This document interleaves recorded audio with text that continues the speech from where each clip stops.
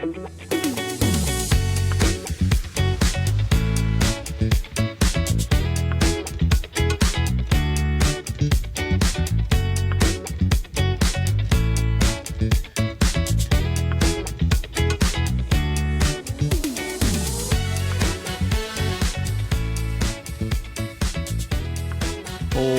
to the Justin Strawn Podcast. I am your host, Justin Strawn. Glad to be back with you bright and early on a Friday morning, guys. It is about 2:30 in the morning. I woke up and could not get back to sleep and started doing some things around the house and decided to go ahead and get an episode in real quick. I know Thunder and Lightning is not going to be doing a normal episode. They do have an interview for you guys. So I thought maybe you guys might need something from me this morning just to kind of get you through your day. So a couple of things before we get started on the show. Obviously, if you haven't followed on all the social media platforms, TikTok, YouTube, Twitter, Facebook, Instagram, whatever, I'm posting on all of them. So if you could do me a favor and follow on all those places, it would help me out a whole lot in terms of getting the show out into the ears of new people. If you are listening on a podcast catcher, a podcast app of some sort, that would also help if you could follow and subscribe on those. If you're watching on YouTube, hit that subscribe button as well, because I do have a lot of people who end up watching it, but not as many people subscribed as I have watching it. So if you are watching it on YouTube, it would help me out a lot if you could go ahead and hit that subscribe button. And also, if you are on any type of podcast catcher, like I said earlier, if you could also rate and review, those things would help me out a lot, because it just kind of puts your show into the algorithms a lot more when you do so. So, like I said, if you could just do me a favor and help me out there, that would be really beneficial to me. So, all right, let's go ahead and get into this. Don't have a ton of Mississippi State stuff to talk about. There was the schedule reveal for 2026. We've known the opponents for quite some time. We just didn't know what order they would be played in, but we have that now, so we'll talk about that at the top of the show for Mississippi State. And then we're going to talk a little bit about the college football playoff, who got screwed, who didn't get screwed. We'll talk about that later on in the show, and we'll finish up the show by talking about the first two Knives Out films, because the third one is coming out today on Netflix. If you were one of the lucky ones and got to catch it in theaters when it came out right around Thanksgiving, lucky to you, because unfortunately it did not come out in my neck of the woods in theaters. But like I said, it comes out on Netflix. The third one today, I'm really excited about it. So we'll talk about the first two. We'll kind of look back at those two and just kind of give an opinion on it. I got also a trailer for the new Supergirl film. We'll talk about it, and maybe possibly, depending on how much time all this takes, I might go into Percy Jackson and the Olympians. The second season started this week as well. So got a lot to talk about. Let's go ahead and jump right into it. All right, as I said, Mississippi State has gotten their football schedule for 2026. And also, like I said, we knew the opponents for a while. We've known who Mississippi State was going to be playing for quite some time. I don't remember when we found out who the actual teams that they would be playing were, but it was a while back. We just didn't know the order in which they would be playing them. Look, we knew it was always going to be tough. Mississippi State and the rest of the SEC was moving to a 9-game SEC schedule, so they only had 3 non-conference games starting next year. They only got 3 non-conference games, and they will also rotate years in which they play 5 home games and 4 road games. So Mississippi State is one of the ones that starts off with 5 road games and 5 home games, next year. And then in 2027, they just swap the schedule. It's just like they did these past 2 years. 2024, Mississippi State played everybody they played in 2024 again in 2025. They just swapped home and home. So let's go ahead and get into this. September. This is probably your easiest month for the Bulldogs.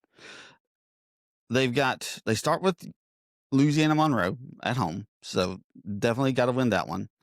Then they go to Minnesota, and Minnesota has been a very just kind of mediocre, average team. They don't have ever since their new coach, I can't remember the guy who took over, the row the boat guy. Like I said, I cannot remember his name now that I'm doing this, and doing this at 2:30 in the morning probably has a lot to do with that. But he's like I said, he's done fine at Minnesota. He's like, they will probably never fire him just because at Minnesota, it's if you can, consistently win 6, 7, 8 games a year, they'll put a statue of you, and that's kind of what he's doing. So he's been there for quite a while.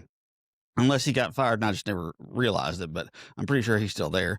But they go to Minnesota on September 12th. Look, anytime you have to go on the road to another Power 4 team, it's always going to be a challenge. But that's a game that you can win, and Mississippi State will probably be favored. I'm not 100% positive about that. It's going to be close. I'll be real interested to see what the line is when that game actually gets scheduled and we get to that week. Then they go to South Carolina on September 19th, and they finish the month at home against Missouri.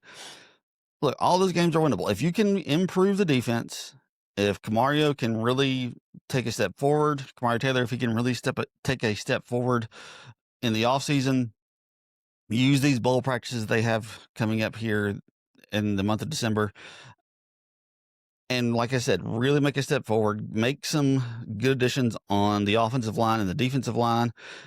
You can win all 4 of those games. It won't be easy, don't get me wrong, but those are all 4 winnable games. You need to start off 4-0, just like Mississippi State started off 4-0 in 2025. So they need to repeat that in 2026. Every single game is winnable. South Carolina is probably not going to be that great. Missouri, I don't know. I don't know what they have coming back. I don't know what they're going to end up getting. But South Carolina is the only reason they probably didn't fire their coach is simply because everybody else was firing their coach this year, and they just didn't want to jump into that coaching pool. So, like I said, those are 4 winnable games. You can start off the 2026 year off in the month of September 4-0, and if you can do that, you're going to be in pretty good shape, because after that, it gets a whole lot more difficult. The month of October for Mississippi State is a gauntlet. It's going to be tough.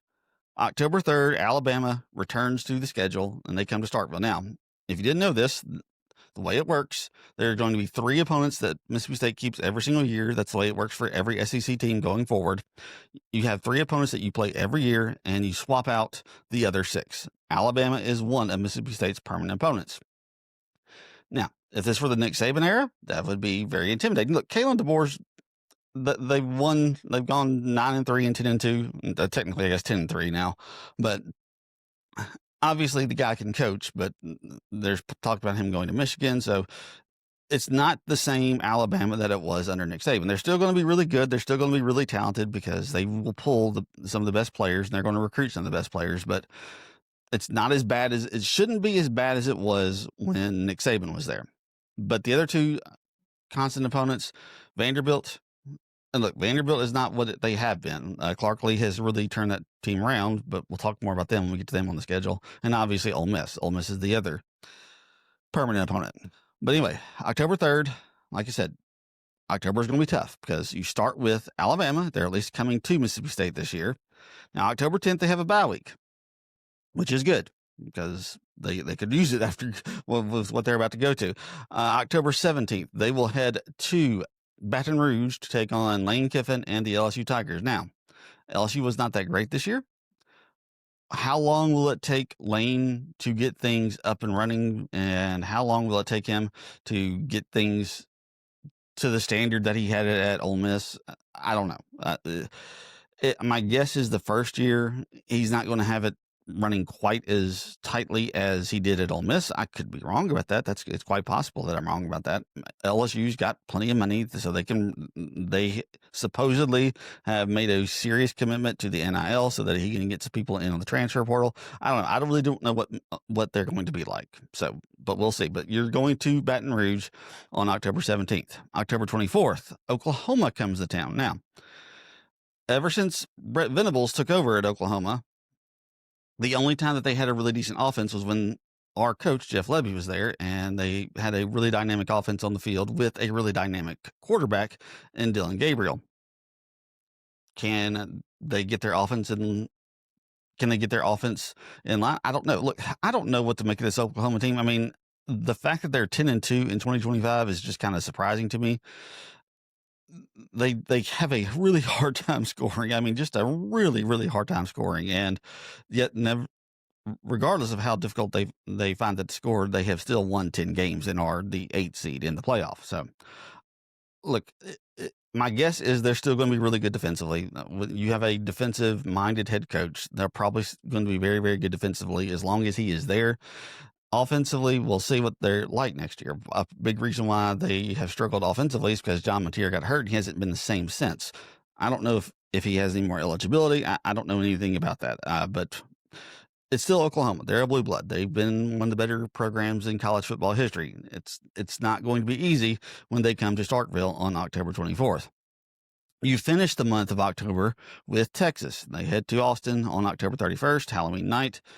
Like I said, that's 4 blue blood programs that Mississippi State has to deal with in the month of October. So starting with Alabama, then LSU, Oklahoma, and they finish with Texas. Now, November does get a little bit easier.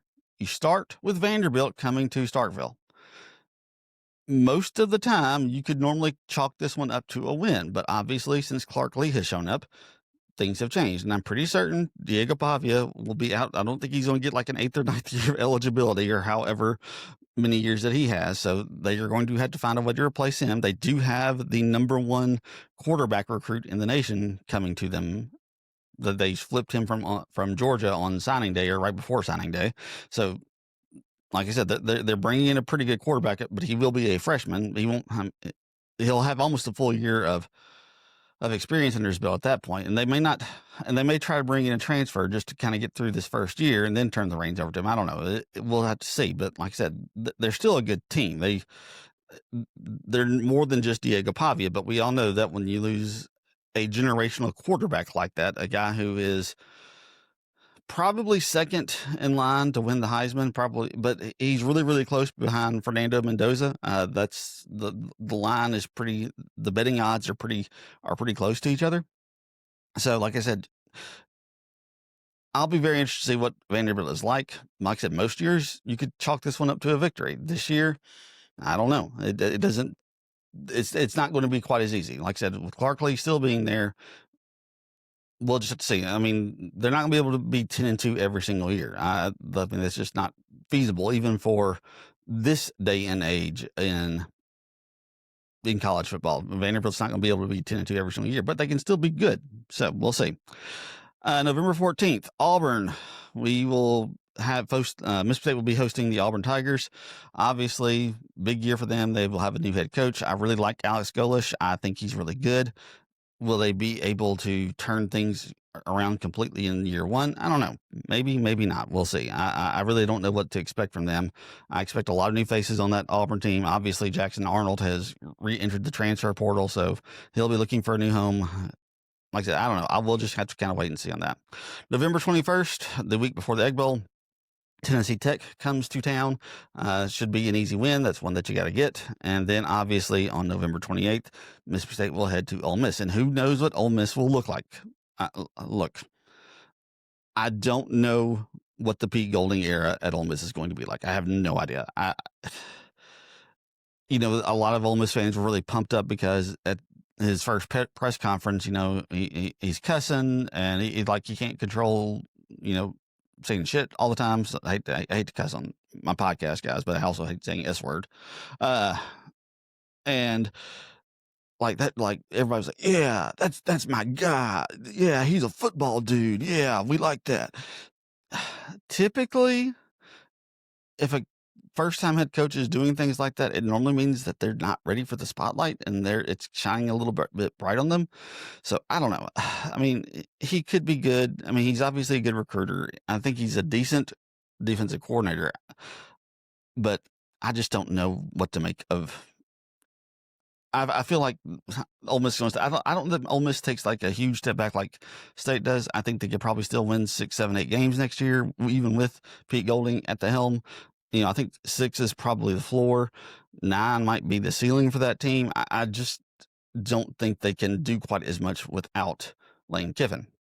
So, and I know people, I'm sure Ole Miss fans will see this and like get all up in my mentions on TikTok and on Twitter, but it is what it is. So, look, like I said, the schedule, I mean, Mississippi State had a hard schedule last year.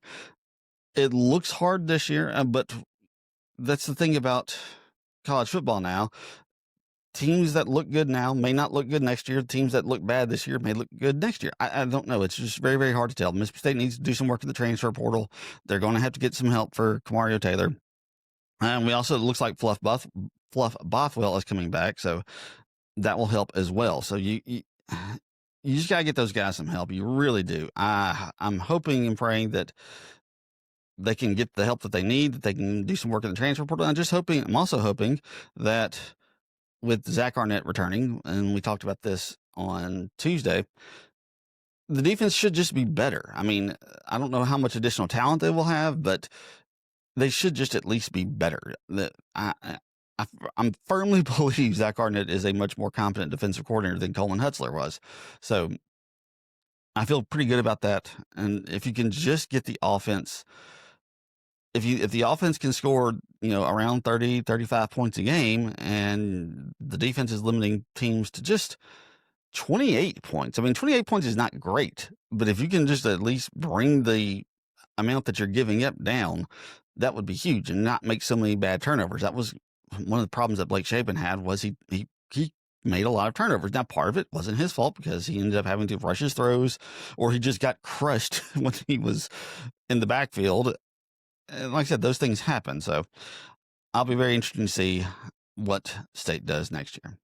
All right, let's talk a little bit about the college football playoff. I'll talk a little bit more. I'll do more of a preview for it next week when or the week after next. I don't remember when the first game takes place, but the final college football playoff poll was released the Sunday after all of the championship games, and let's kind of go through it and just talk about if the teams got screwed, if the college football playoff committee got him right for him.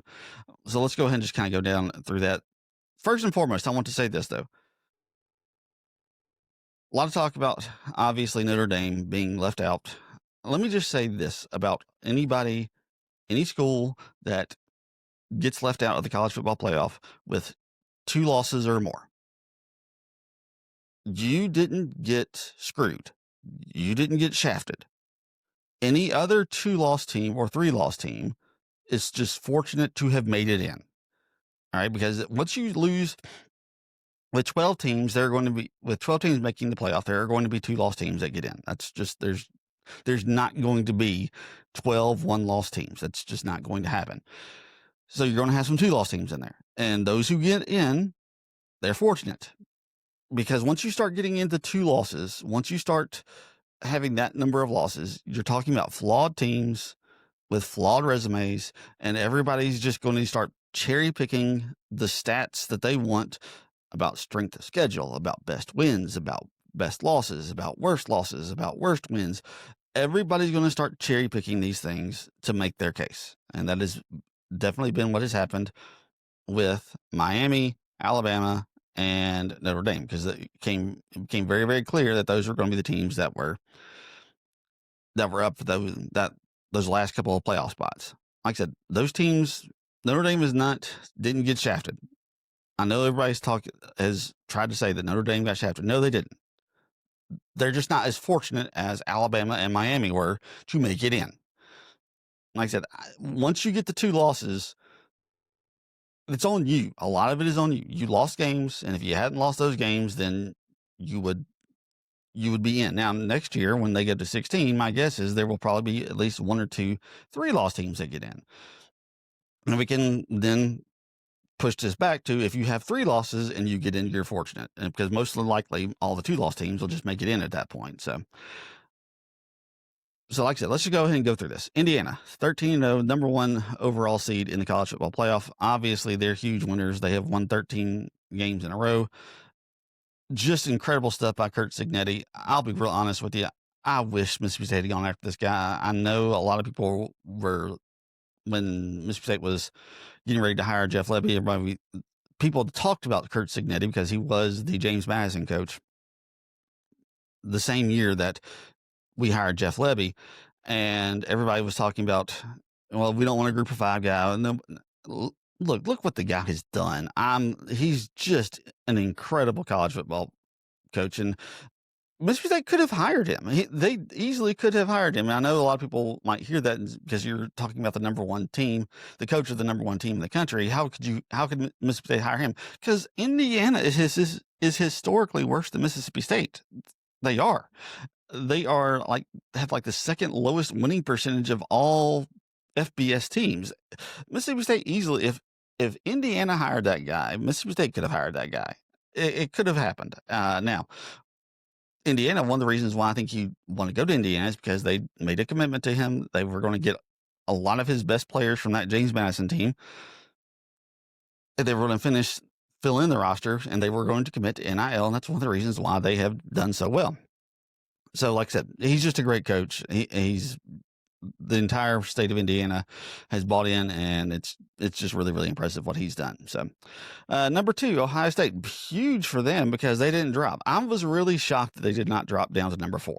And the reason why I say that is because ever since the college football playoff thing has started, ever since they started it way back in 2014, one of the biggest talking points, one of the things that they said they value so much is conference championships. And yes, I know they only lost by 3 to Indiana in the Big Ten championship game, but there are 2 teams behind them that have conference championships on their resume. And like I said, they have always talked so much. Conference championships mean a lot to us. The first year of the college football playoff back last year, they valued them so much, they gave the top 4 conference champions buys into the second round of the playoff. And that's the reason why Arizona State and Boise State, who were lower down in the rankings, that's the reason they ended up going to the second round, is because they were conference champions. Like I said, I'm really, really surprised that they didn't drop them all the way down to they didn't drop them all the way down to 4. Georgia, obviously, they're in great shape. They're number 3. They are. I think they're the best team in it.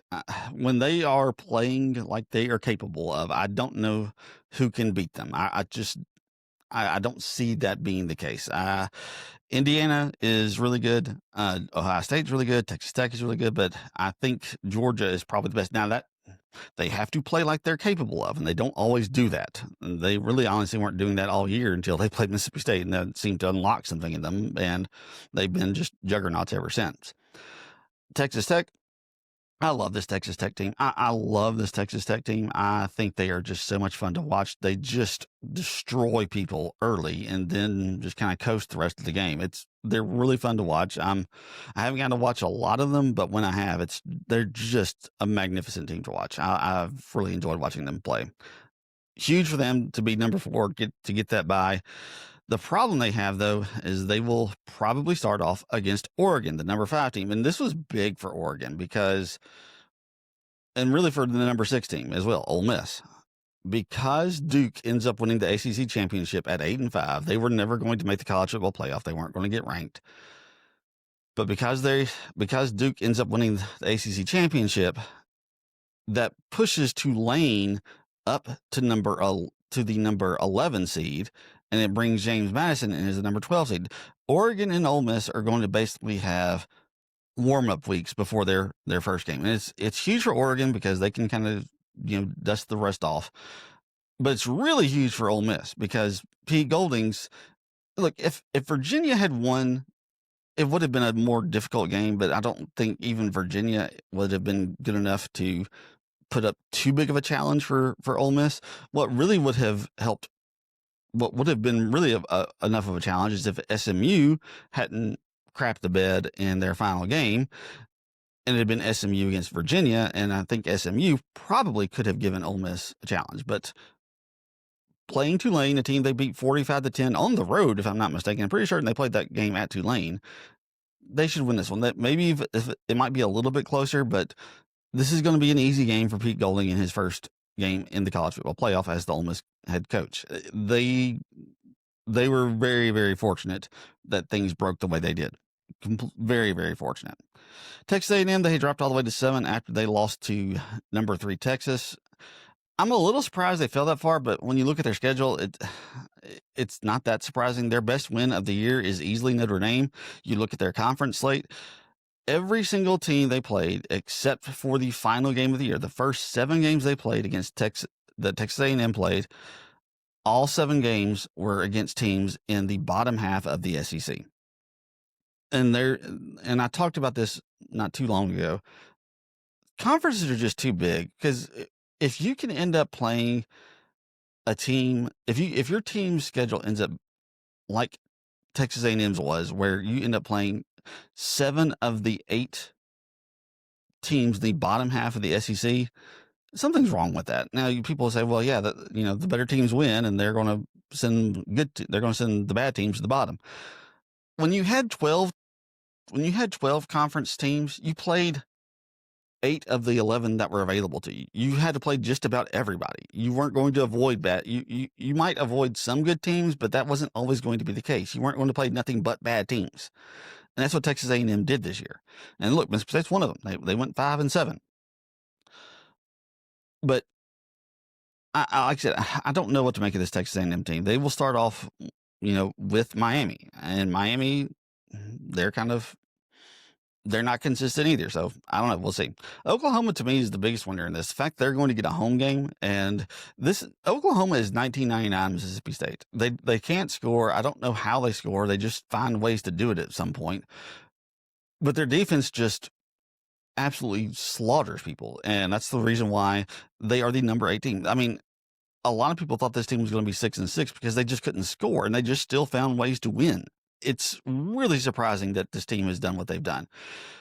They're just monsters defensively. They get just enough done on offense to win games. And this is going to be an interesting matchup. Oklahoma against Alabama. Obviously, Oklahoma beat Alabama in Tuscaloosa earlier this year. Can they do that again? I don't know. I mean, I think Alabama is the better team in terms of talent. But if you can't score on them, it's hard to win. So I don't know. We'll just have to kind of wait and see on that one. Miami, obviously, to me, Miami was the biggest winner of this. The reason why I say that is because when Duke won the SEC championship, it could have easily locked the ACC out of the college football playoff. And I think the reason why the college football playoff committee doesn't move Alabama down after they lose to Georgia is because if they had moved them down, then there's separation between Miami and Notre Dame at that point, and they wouldn't have had to have swapped Notre Dame out with Miami at that point. And they had to get an ACC team in. They weren't going to leave the ACC out. And the only way that they could get an ACC team in there, based off of the logic they have said in the past, is until they were right next to each other, they couldn't use the head-to-head, which is stupid and dumb. It is. It's stupid and dumb, but they said they couldn't use it until they got right next to each other. And once they did, they swapped them. So, and that's the reason why I think Miami is the biggest winner, because if Duke doesn't win the ACC championship, I don't think Miami is in the college football playoff. I think it's Notre Dame at that point. I firmly believe that. Maybe I'm wrong, but that's just kind of what I feel like how this thing would have gone down had Duke not won the ACC championship. I think they're the ones who kind of screwed this up for Notre Dame. And look, like I said, Notre Dame, I know they're crying. And the fact they didn't go to a bowl game, shame on you guys.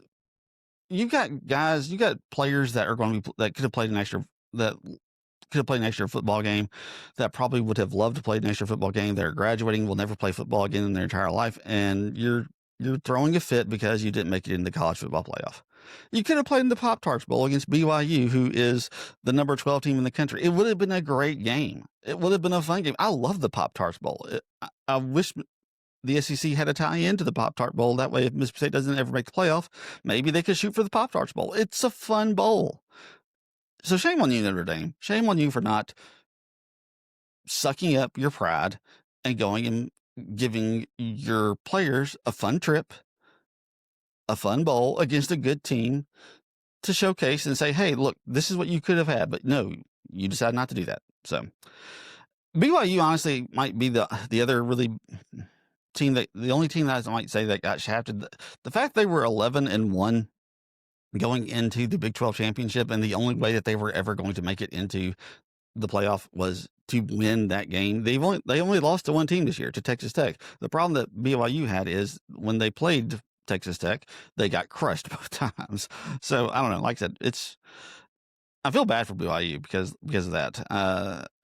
It feels like if any team feels like they got a shaft, it's them. But like I said, they still had 2 losses, and if you end up losing 2 games, like I said, you're just not fortunate like the other teams are. So we'll take a look at the first round matchups when we get a little bit closer to them. I'll give you my predictions on who will win. But for now, like I said, I think for the most part they got it right. I really do. I think that the committee did a pretty good job. Here's the deal, though. I hear people talk about, well, they had made a precedent with this. They made a precedent with that. Guys, we are not talking about constitutional law. We are talking about the College Football Playoff Committee. They're not going to have precedents. They're just going to go by their guts. They're going to go by their feelings. They're going to go by what they see week in and week out. They are not setting precedents with what they did. If they were setting precedents, like I said, Ohio State would have dropped further than from 1 to 4, because when Georgia lost to Alabama a couple of years ago, they went from either the number 1 or the number 2 team in the country all the way down to number 5, and they fell out of the college football playoff. They aren't setting precedents. Like I said, this is not constitutional law. You have precedents when you're talking about court cases and things like that. You don't have precedents when you're talking about ranking college football teams. It just doesn't. Go look at any AP poll and look at how people vote. You can look this stuff up if you didn't know that. The way people vote makes no sense. If you're looking for precedents and how if they did this thing one week, they have to do it another week. No, they don't. It's not the way it works. So we need to stop talking about how if they did it this week, they have to do the same next week. No, they don't. That's not the way college football rankings works. There's not a whole lot of logic to it. There's some, not a lot. So, all right, let's talk about Knives Out. Let's get on to the entertainment section of the podcast. Let's talk about Knives Out.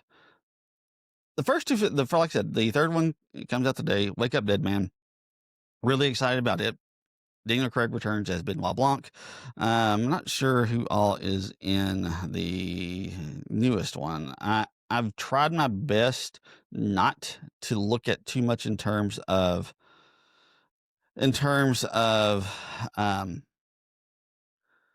trailers and things like that, just simply because I wanted to kind of be surprised going into it and want to know as little as possible going into it as well. But it's got a good cast. It's got Kaylee Spaney. She's kind of been rising at the ranks recently. Andrew Scott has been one of the better actors recently. Mila Kunis, Jeremy Renner, Thomas Hayden Church, Glenn Close, Daryl McCormack, Josh Brolin. So you got a whole bunch of, it's another stacked cast that you, just like you had with the first 2. But what I'm very interested to see with this third film, and it has gotten really good reviews so far. It's currently sitting at 93% on Rotten Tomatoes, 7.9 on IMDb, Letterboxd rating of 4 out of 5 so far. But what I want to see is Rian Johnson continue to put similar themes into this film. Look, if you want to go into the Knives Out films, especially in those first 2, this is definitely true. It's just a fun murder mystery movie. You can do that, but there is a lot of stuff that he packs into it that's very subtle that you might not catch if you're not paying attention, if you're not paying really, really close attention.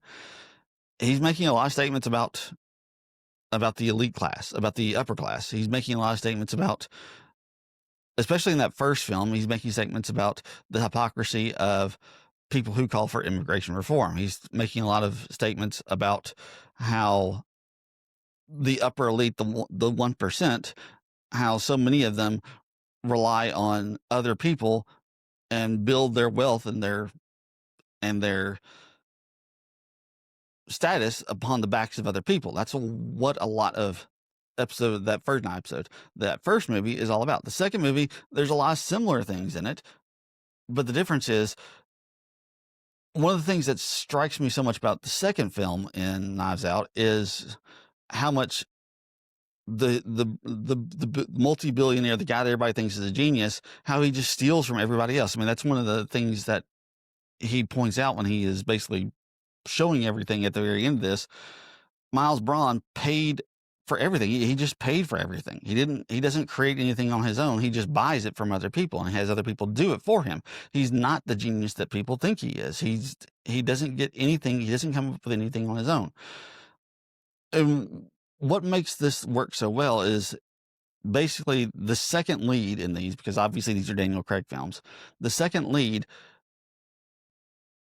is always, at least these, I don't know who's going to be this. I don't know who's going to be the second lead in this third film, but in the first one, Ana de Armas. This is the first time I'd seen Ana de Armas. I thought she was I thought she was, obviously when I saw her, I was like, oh, that's an attractive young woman. But they do a really good job of downplaying just how beautiful it is. If you've seen Ana de Armas, you know she's just stunningly gorgeous. But they play down that part of her so much so that you're not distracted by it. And you can kind of see why people, because if they were trying to play up her beauty like she actually is, then there's no way that these people in the first film just completely take her for granted. They just don't. But that's one of the things I love about that first film. She's kind of there unwittingly as Daniel Craig's sidekick, even though she doesn't want to be, and she's doing her best to not let him know what's going on and to be something that she's not. That's what I love about that first film. That first film was just so very good, and the second one's good too, but it's not quite as good as the first one. But that first film, Ana de Armas's character, and by the fact that they put that twist on her that she can't lie, and if she does, she throws up every single time, it makes her basically having to cover all this stuff up without having to tell a lie just that much more difficult. She's trying to play the games that everybody else is playing in the film. Everybody else is playing at what they do. Jamie Lee Curtis's character, the daughter of, what's his name? I can't remember the guy who was the billionaire. The guy, she's basically playing at being, a business person, but she got her start because her father made her a massive loan. Her husband, is so critical of illegal immigrants coming in and taking things and not doing things the right way, and all he's doing is mooching off of his wife. You've got instances. You've got the other son who runs the publishing company. He desperately wants to cash in on his father's work by having movie deals, and his father doesn't want to have movie deals made. And like I said, everybody's just trying to mooch off of somebody else while all thinking that they are incredibly and highly successful. So like I said, there's more to these films than just simply being fun films. And they're incredibly fun films, but there's a lot more to it. Kind of the same thing. Monet is the second lead in the second film, and she just gives an incredible performance as playing twins throughout the course of that film for the most part. And like I said, it's just a really interesting film. I love them. Like I said, if you just want just a fun murder mystery, those films are those. But there's more to them than just simply being those things. So like I said, really enjoyed. I'm really excited about watching the third one today. And I will talk more about what I thought of it when we come to the podcast next week. One other thing I want to talk about, we had a teaser trailer for the new Supergirl film that comes out June of 2026, excuse me. I was really impressed by this. I don't know if this film is going to be as good as Superman. I don't know if it's going to be worse than Superman. I don't know if it's going to be better than Superman. I have no idea. But I really feel like it could be more interesting from a storytelling perspective than Superman. I love Superman. I think the character of Superman is wonderful. I think it's, this ideal person that we all want to strive to be and can look up to and admire. I love that. I think that's great.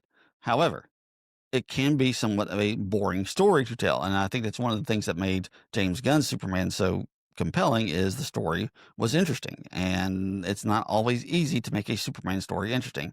The Supergirl story that they are getting ready to tell is one of the more interesting stories in DC Comics. Basically, it's Supergirl dealing with the grief and the trauma of having watched her home blow up because she was like a young woman when this took place. Like, I think she was like 12 or 13 when Krypton is destroyed. So she witnesses it. Unlike Clark, who was a baby and got sent off by his parents to Earth at that point. So she remembers what it's like, but she was also tasked to watch out for her cousin because she was the older one at the time. And so she was supposed to watch out for him, protect him, and be there for him, and to kind of be what Clark is on Earth. She was supposed to be the protector. She was supposed to be the one who was looking out for him. But because of I forget exactly what it was. It's been a long time since I've read the comic, and it's been a long time since I saw the Supergirl show. But something happens, she gets stuck in time or something like that. I don't remember exactly what it is. But by the time she makes it to Earth, time has flown by. She, like I said, she gets frozen in time somehow. And Clark is now the guy who has been there for like a decade and saving people and being the hero. And so not only does she have to watch her planet get destroyed, she doesn't even get to fulfill the mission that she was sent to Earth to do, which was to protect her cousin and to protect the world that she is going to. And now they did some retconning with the Krypton story, so I don't know how much that's going to still be in play with Supergirl as well. So I'll be very interested to see how that works out. But the very last line of the trailer, I think, just is what really hooked me into being excited about this film. And she's talking to somebody, and she says, and somebody asks her, what's the difference between you and Superman? She says, he sees the best in everybody. I see the truth. Like I said, that's the type of stuff that just really gets me. So I'm really excited about this. I think it's going to be a great film. I loved what James Gunn did with the Superman character in his first outing in charge of the DCU. Very interested to see what he can do with this going forward. So, all right, guys, I tell you what, I want to save my Percy Jackson thoughts for later. We've been going for about 40 minutes now, so I'll save those for later. Hope and pray that you have a great weekend. We're getting closer and closer to the Christmas season coming to an end with Christmas. Hope that you are having a wonderful Christmas season. But until next time, we'll talk to you then.